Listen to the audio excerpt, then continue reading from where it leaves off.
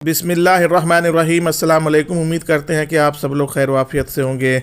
आप लोगों से मोतवाना गुजारिश है कि हमारी इस वीडियो को आखिर तक ज़रूर देखें और हमारे चैनल को सब्सक्राइब करना बिल्कुल ही न भूलें और पास में दिए गए बेल आइकॉन बटन को भी प्रेस कर दें ताकि हमारी अगली आने वाले वीडियो की नोटिफिकेशन आप लोगों तक बआसानी पहुंचती रहे। मेरे प्यारे दोस्तों, पेश खिदमत है किस्सा मजदूर बादशाह का। कहते हैं कि पुराने दौर में सकंद के करीब एक गांव में एक आदमी रहता था जिसका नाम मोहम्मद अमीन था। वह गांव की मस्जिद में अजान देता और नमाज पढ़ाता था। मजहबी तकरीबात के वक्त भी वह लोगों की रहनुमाई और खिदमत करता था। गांव के लोग उस खिदमत पर उसे कुछ न कुछ दे दिया करते थे। वह खुद किसी से कुछ नहीं मांगता था। एक दिन उसकी बीवी नेक बख्त ने उससे कहा, हम अब माशा अल्लाह 3 हैं, एक आप, दूसरा हमारा बेटा असगर और तीसरी मैं। खर्च बढ़ गया है, गुजारा नहीं होता। भली लोग, तू सच कहती है। मैं मस्जिद में अजान देता हूँ, नमाज पढ़ाता हूँ। ईद शब बरात पर जो खिदमत हो सकती है लोग करते हैं। अब तू क्या चाहती है? हमारी आमदनी बढ़नी चाहिए। गांव छोटा है, लोग भी गरीब हैं। सिर्फ ईद शब बरात के त्यौहार पर ही थोड़ी बहुत आमदनी होती है। नेक वक्त यह बातें तो तू रोज़ करती है। इस वक्त भूख लगी है, कुछ पकाया है तो ला। नेक वक्त उठकर बावर्ची खाने में गई और 2 सूखी चपातियाँ और हरी मिर्च उठा लाई। वो बोली घर में आटा नहीं था इसलिए ताज़ा चपातियाँ नहीं पका सकी। यह हरी मिर्च है, इनके साथ खा लो। मोहम्मद अमीन ने बासी चपाती, मिर्च और पानी से पेट भरा। फिर बोला, खुदा का लाख लाख शुक्र है कि वो रिस्क हलाल से नवाजता है। नेक वक्त बोली, आप ठीक कहते हैं असगर के अब्बा, अल्लाह ताला हमें हलाल रिस्क देता है, लेकिन मैं समझती हूँ कि जो हालात इस वक्त हमारी है वह कुछ अच्छी नहीं। कम से कम हमारे पास इतने पैसे तो होने चाहिए कि हम सब्जी खरीद सके, उधार मिर्च लेकर गुजारा नहीं करना पड़े। मोहम्मद अमीन ने ठंडी सांस भरी और बोला, मैं क्या कहूँ, सच्ची बात तो यह है कि मैं और काम नहीं कर सकता। मैं मुअज्जिन और पेशे इमाम हूँ, इसके अलावा और कोई काम न आता है और न कर सकता हूँ। आमदनी बढ़े तो कैसे, तू ही बता। नेक वक्त ने हिम्मत की और बोली, बल्तुस्तान का सुल्तानुल मुअज्जम सकंद में रहता है। सुना है दिल और हाथ का बड़ा सखी है। जो कोई उसके पास जाता है वह उसकी कद्र करता है, मुँह मांगी मुराद पूरी करता है। हमेशा खुदा बंदे ताला से मांगना चाहिए, वह हमारा रब है, वह हमें पालता है। मोहम्मद अमीन ने कहा। नेक वक्त को मालूम था कि उसका खाबिन यही जवाब देगा, चुनांचे उसने भी इस बात का जवाब अपने जहन में सोचा हुआ था। वह बोली, आप ठीक कहते हैं, अल्लाह ही सबका खालिक है और सबको पालता है। सुल्तानुल मुअज्जम भी हमारी तरह अल्लाह का बंदा है।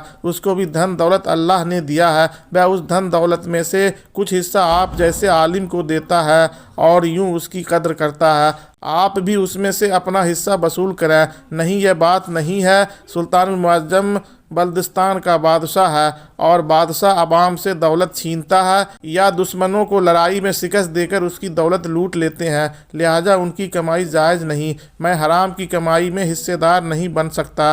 नेक वक्त ने कहा, मैं आपकी बात समझ गई, लेकिन सुल्तानुल मुअज्जम की सारी दौलत ऐसी नहीं है। शायद तू ठीक कहती है। नेक वक्त, अगर मैं ठीक कहती हूँ तो आप कल उसके दरबार में जाएं और पता करें कि उसकी दौलत जायज़ है या नाजायज़। मोहम्मद अमीन सोचने लगा और काफ़ी देर तक सोचता रहा।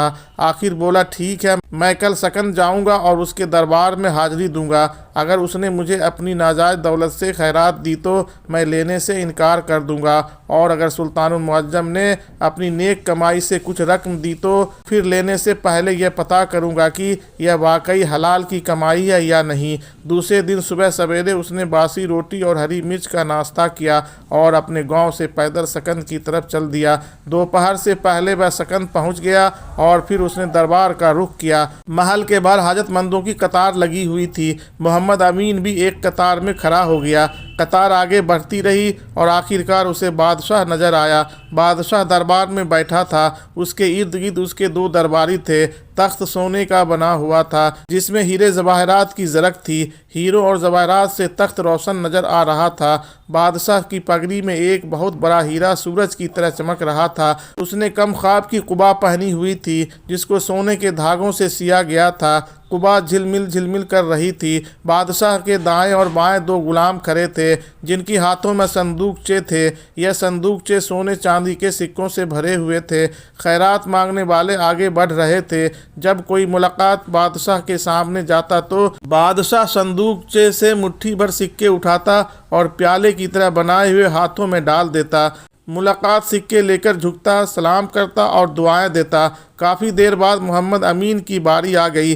वह बादशाह के सामने खड़ा था और उसकी आंखों में आंखें डालकर देख रहा था। बादशाह ने संदूकचे में हाथ डाला और मुट्ठी भर सिक्के मुअज्जिन की तरफ किए, लेकिन उसने हाथों का प्याला न बनाया और बोला, आलम पनाह जान की अमान पाऊँ तो यह पूछूं कि आप जो खैरात मुझे दे रहे हैं क्या वह हलाल की कमाई है? क्या मतलब है आपका? बादशाह बोला, मैंने अर्ज़ किया है कि जो खैरात आप मुझे दे रहे हैं क्या यह आपके खून पसीने की कमाई है?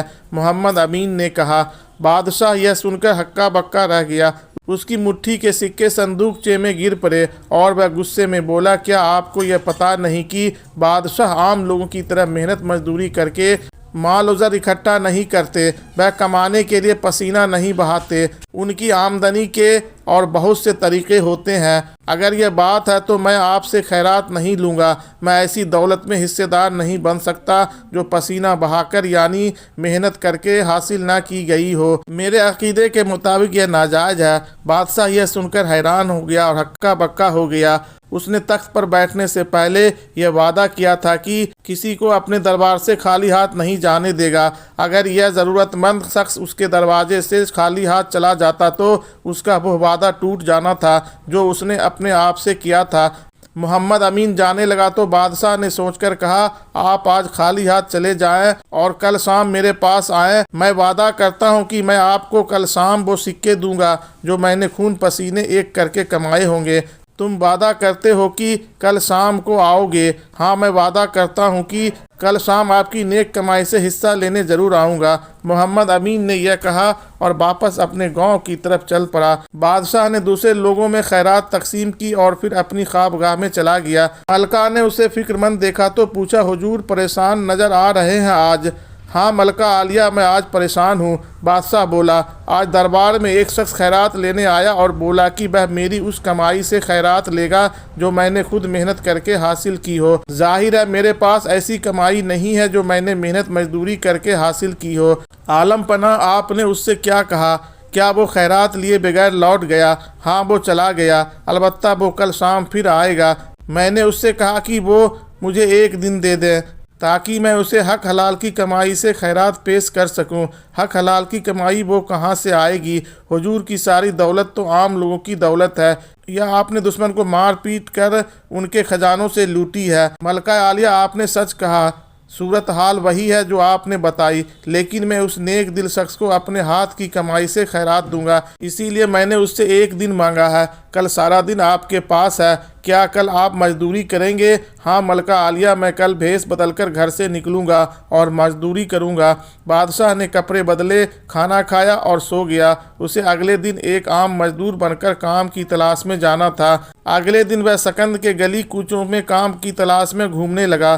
कोई शख्स भी उसे पहचान न सका कि वो बुल्किस्तान का बादशाह सुल्तानुल मुअज्जम है। उसने एक दो घरों में काम की दरख्वास्त की, लेकिन किसी ने उसकी दरख्वास्त पर तवज्जो न दी। कोई उसे मंडी से सौदा सल्फ लाकर देने के लिए भी तैयार न था। वह एक लकड़हारे के पास गया, लेकिन उसे भी उसकी मदद की ज़रूरत नहीं थी। वह एक खेत में गया और किसान से कहा कि वो नाला करके 4 पैसे कमाना चाहता है, लेकिन किसान ना गांव में एक शख्स मकान बनवा रहा था और राज मजदूर काम कर रहे थे। बादशाह मालिक मकान से मिला तो मालिक मकान ने उसे चश्मे से पानी लाने के लिए कहा ताकि मिट्टी गारे से दीवारों को चुना जा सके। पानी लाने के लिए मालिक मकान ने उसे कच्चा घड़ा दिया और बादशाह चश्मे से घड़ा भर भर कर लाने लगा। यह काम बादशाह के लिए बहुत मुश्किल था, क्योंकि उसने कभी भी पानी का भरा हुआ कच्चा घड़ा सर पर रखकर पथरीली पगडंडी पर सफ़र नहीं किया था। वह 2 घड़े भरकर लाया और थक गया। अब वह चाहता था कि यह काम छोड़ दे, लेकिन उसे मोहम्मद अमीन से अपना वादा याद आया और वह तीसरी बार फिर चश्मे से पानी लाने के लिए चल पड़ा। चौथी बार वह पानी ला रहा था तो थकावट की वजह से उसका पैर डगमगा गया, घड़ा सर से लुढ़क गया और नीचे गिरकर टूट गया। मालिक मकान को सख्त गुस्सा आया, उसका नुकसान हुआ था। उसने बादशाह को खूंखार नज़रों से देखा और बोला, निकम्मे आदमी, ये तुमने क्या कर दिया? काम भी पूरा न किया और घड़ा भी तबाह कर दिया। जाओ भागो यहाँ से, लेकिन ये लो अपनी मजदूरी। मालिक मकान ने उसकी तरफ 2 पैसे फेंके जो उसने उठा लिए। वो मजदूर बादशाह 3 घड़े पानी लाया था। इस तरह अब तक उसने 3 पैसे कमाए थे, यानी फी घड़ा 1 पैसा। तुमने घड़ा तोड़ दिया जिसकी कीमत 1 पैसा थी, वह कीमत मैंने काट कर तुझे 2 पैसे दे दिए हैं। अब अपने घर जाओ। बादशाह थके थके कदमों से सकंद की तरफ चल दिया। महल में आकर उसने लिबास बदला और दरबार में आ गया। मोहम्मद अमीन आ चुका था और उसका इंतजार कर रहा था। बादशाह ने उसे 2 पैसे दिए और बोला, नेक दिल इंसान, यह लो 2 पैसे, यह मैंने पसीना बहाकर कमाए हैं, यह मेरे अवाम से ली गई कमाई नहीं है। बादशाह सलामत। अगरचे तांबे के सिक्के हैं, लेकिन मेरे लिए सोने के सिक्के से ज़्यादा कीमती हैं, मोहम्मद अमीन ने कहा। बादशाह को झुककर सलाम किया और तांबे के 2 पैसे लेकर घर आ गया। जब उसकी बेगम ने अपने खाविंद को देखा तो खुश होकर आगे बढ़ी और दरवाजे पर खड़ी होकर बोली, बादशाह सलामत ने आपको क्या दिया खैरात में? मोहम्मद अमीन ने तांबे के 2 सिक्के उसकी हथेली पर रखे और बोला, बादशाह ने अपना वादा पूरा किया। उसने आज खुद मजदूरी करके सिर्फ 2 पैसे कमाए जो उसने मुझे दे दिए। ये सिक्के अब आपके पास हैं, इनको जिस तरह चाहो खर्च करो। मैं अजान देने के लिए मस्जिद की तरफ जा रहा हूँ क्योंकि अजान का वक्त हो गया है। यह कहकर मोहम्मद अमीन मस्जिद की तरफ चल दिया। उसकी बीवी को बहुत गुस्सा आया कि उसका खाविंद 2 दिन बादशाह के पास गया और सिर्फ तांबे के 2 पैसे लाया। उसने वो 2 पैसे पकड़कर उस गमले में फेंक दिए जिसमें लाजबंती का पौधा लगा हुआ था। वो शाम को रोजाना गमले में पानी डालती थी ताकि यह पौधा हरा भरा रहे और जल्द फूल जाए। उसने पौधे को पानी दिया जिससे दोनों सिक्के मिट्टी के अंदर समा गए और नजरों से ओझल हो गए। एक शाम नेक वक्त ने देखा कि लाजबंती के पौधे के साथ एक और पौधा उगा हुआ है। गमले में खुंदरों के पौधे अक्सर उगते थे जिसे वह उखाड़कर फेंक देती थी, लेकिन यह पौधा दूसरे आम खुंदरू पौधे से मुख्तलिफ थी। उसे देखकर वो हैरान हुई। उसने सोचा, देखते हैं यह बड़ा होकर कैसा लगता है, इसके पत्ते क्या रूप इख्तियार करते हैं। चुनांचे उसने पौधे को न उखाड़ा। वक्त गुजरता रहा और पौधा बड़ा होता रहा। उसके पत्ते बड़े होते गए जो रंग में सब्ज थे। उसके नरम और नाजुक तने बेशुमार थे और उनका रंग अर्ग अवानी था। उन तनों पर सफ़ेद सफ़ेद फूल खिलने लगे जिसमें से खुशबू निकलती थी। नेक वक्त उन फूलों को देखकर खुश होती और उन फूलों में से निकलने वाली खुशबू सूंघकर उसकी थकावट दूर हो जाती। फिर एक वक्त आया कि फूल फल बनने लगे। यह फल ऐसा था जो उसने अपनी ज़िंदगी में पहले कभी नहीं देखा था। छोटी छोटी नन्ही नन्ही सफ़ेद गोलियां जो सूरज की किरणों की तरह चमकती थी। वो उनकी चकाचौंध देखकर हैरान रह जाती थी कि एक दिन उसने मोहम्मद अमीन से पूछा, क्या ख्याल है आपका इस फल का? कोई फ़ायदा भी है या नहीं? मुझे इसका कोई पता नहीं क्योंकि मैंने आज तक ऐसा फल नहीं देखा, न अपने गांव में और न ही सकंद में। जब इस पौधे पर फूल आते हैं तो उनमें से खुशबू आती है। नेक वक्त बोली, हाँ वो खुशबू भी निराली है, सारा घर उस खुशबू से महक उठता है। मेरे ख्याल में यह बरकत वाला पौधा है। मोहम्मद अमीन ये कहकर मस्जिद की तरफ चल दिया। चंद दिनों में फल पककर सहन में गिरने लगा। नेक वक्त सफ़ेद सफ़ेद खूबसूरत गोलियों को अपने हाथ से चुनती और मिट्टी के प्याले में रख देती। एक दिन वह घर में बैठी थी कि एक फेरी वाले ने आवाज़ लगाई, अमरूद ले लो। अमरूद नेक वक्त के पास पैसे तो थे नहीं। उसने मिट्टी के प्याले से गोलियां उठाकर फल फरोश को दिखाई और बोली, इनके एवज अमरूद दोगे? फल फरोश ने सफ़ेद गोलियों को देखकर पसंद किया और उनके एवज में नेक वक्त को ताज़ा अमरूद दे दिया। बहन, मैंने आपको अमरूद तो दे दिए, लेकिन यह पता नहीं चला कि यह सफ़ेद गोलियां काहे की है। मेरे घर में एक पौधा है, उस पर लगती है, लेकिन मुझे पता नहीं उनका नाम क्या है। नेक वक्त ने कहा, मेरा ख्याल था कि आपको इन गोलियों का नाम पता होगा। फल वाले ने कहा, यह कोई फल है, लेकिन मैंने यह फल पहले कभी नहीं देखा। आपको तो मालूम होना चाहिए कि आप फल बेचते हैं। सब्जी और फल तो यकीनन बेचता हूँ और एक उम्र हो गई काम करते हुए, लेकिन ऐसा फल न चखा न देखा। फेरी वाले ने कहा और सफ़ेद गोलियों को लेकर सकंद आ गया और वहाँ एक बड़े दुकानदार से गोलियों के बारे में पूछा। बड़े दुकानदार ने सफ़ेद गोलियों को देखकर हैरत से कहा, कहाँ से मिला ये फल तुझे? मैं करीबी गांव जंगला गया था, वहाँ मुअज्जिन मोहम्मद अमीन की बीवी ने ये सफ़ेद गोलियां दी और मैंने इनके एवज में उसे अमरूद दिए। फेरी वाला बोला, ठीक है, अगर तुम कुछ सौदा लेना चाहो तो मैं इन गोलियों की एवज देने को तैयार हूँ। दुकानदार ने कहा, मुझे इसके एवज दाल चावल और खांड दे दो। फेरी वाले ने सफ़ेद गोलियां दुकानदार को देते हुए कहा। दुकानदार गोलियां लेकर बहुत खुश हुआ, लेकिन उसने अपनी खुशी जाहिर न होने दी और फेरी वाले को दाल चावल और खांड देकर फारिग कर दिया। अब नेक वक्त फेरी वाले को रोजाना सफ़ेद गोलियां देता और उसके एवज फल या सब्जी ले लेती। फेरी वाला यह गोलियां बड़े दुकानदार को दे देता और उसे सौदा सल्फ खरीद लेता या कभी कभार पैसे ले लेता। एक दिन बड़े दुकानदार ने एक नक्काशी को देखा जो ऐलान कर रहा था, मेहरबान कदरदान साहिबान, सुनिए, गौर से सुनिए। बादशाह सलामत सुल्तानुल मुअज्जम की बेटी शहजादी नूरुल ऐन की शादी तय पाई गई है। उरूसी जोड़ा तैयार किया जाएगा जिसमें सच्चे मोती टाँके जाएंगे। अगर किसी के पास ये मोती हो तो वो लेकर बादशाह सलामत को पेश करें। बादशाह सलामत उसको खरीद कर माला माल कर देंगे।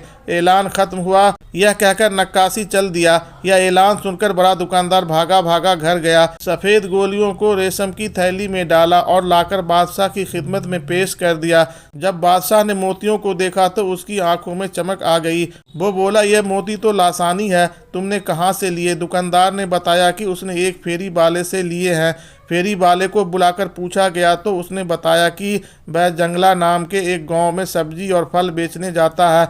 वहां के मुअज्जिन मोहम्मद अमीन के घर में एक पौधा है। यह सफ़ेद सफ़ेद चमकती गोलियां उस पौधे का फल है। यह नामुमकिन है, ऐसी कीमती और बेमिसाल मोती पौधों पर नहीं उगते। तुम दोनों झूठ बोलते हो। बादशाह ने गुस्से से कहा। बड़े दुकानदार ने डरते डरते अर्ज किया, हुजूर जान की अमान पाऊँ तो अर्ज करूँ कि ऐसा पौधा मौजूद है। अगर ऐसा पौधा मौजूद है तो हम खुद उस पौधे को देखना चाहेंगे। बादशाह ने कहा। बादशाह उसी वक्त जंगला गांव पहुंचा और मुअज्जिन के घर गया। नेक वक्त ने दरवाज़ा खोला, उसके सामने बुल्किस्तान का बादशाह सुल्तानुल मुअज्जम खड़ा था। वो बोला, हम वो पौधा देखना चाहते हैं जिस पर बेमिसाल सफ़ेद मोतियों का फल लगता है। नेक वक्त हैरान और परेशान खड़ी थी। जब उसने मोतियों के मुतालिक सुना तो खुशी से पुकार उठी, मैं पहले ही सोचती थी कि यह फल नादिर है। वह भाग कर गई और लाजबंती का गमला उठा लाई। बादशाह गमले को घुमा फिरा कर देखने लगा। अचानक उसके हाथ से गमला गिरा और टूट गया। पौधे की जड़ें नजर आने लगी और सिक्के बिखर गए। अरे तांबे के सिक्के, ये पौधे तो तांबे के सिक्के से फूटा है। नेक वक्त बोली, मोहम्मद अमीन मस्जिद से आ गया था। वो आगे बढ़ा और बोला, बादशाह सलामत, आपको याद होगा आपने मुझे तांबे के 2 सिक्के खैरात में दिए थे। ये 2 सिक्के आपने पसीना बहाकर कमाए थे। बादशाह ने सिक्के देखे और हैरान रह गया। वो बोला, यकीनन हमें याद है, हमने आपको वह 2 सिक्के दिए थे। हमने पहली बार ज़िंदगी में अपने हाथों से काम करके उनको कमाया था। आलम पना वो सच्चे मोती जो आप तक पहुँचे आपकी मेहनत का फल थे। मोहम्मद अमीन ने कहा, आप दुरुस्त कहते हैं और आप मेरी सल्तनत के सबसे अक्लमंद इंसान हैं। बादशाह ने कहा, फिर बोला, आप मेरे साथ सकंद चलें और मेरे बेटे को पढ़ाएं। मेरे बेटे के दिल में यह बात उतर जानी चाहिए कि नेक कमाई में बरकत है। फिर मोहम्मद अमीन बादशाह के महल में जाकर रहने लगा। बीबी नेक वक्त और बेटा असगर भी उसके साथ थे। नन्हा असगर अब बादशाह के बेटे के साथ पढ़ता और खेलता था। कहने को तो यह महज एक किस्सा है, मगर इस पर गौर किया जाए तो इसमें हमारे लिए कई सबक पोशीदा है। प्यारे दोस्तों, कहानी आपको कैसी लगी? अगर अच्छी लगी हो तो कमेंट सेक्शन में अपनी राय का इजहार ज़रूर से ज़रूर करें और हमारे चैनल को लाइक और सब्सक्राइब करना बिल्कुल ही न भूलें और हमारी इस वीडियो को अपने दोस्तों रिश्तेदारों में ज़्यादा से ज़्यादा शेयर करें ताकि उन लोगों तक हमारी ये वीडियो बआसानी पहुँचती रहे। अस्सलाम वालेकुम, अल्लाह हाफिज़।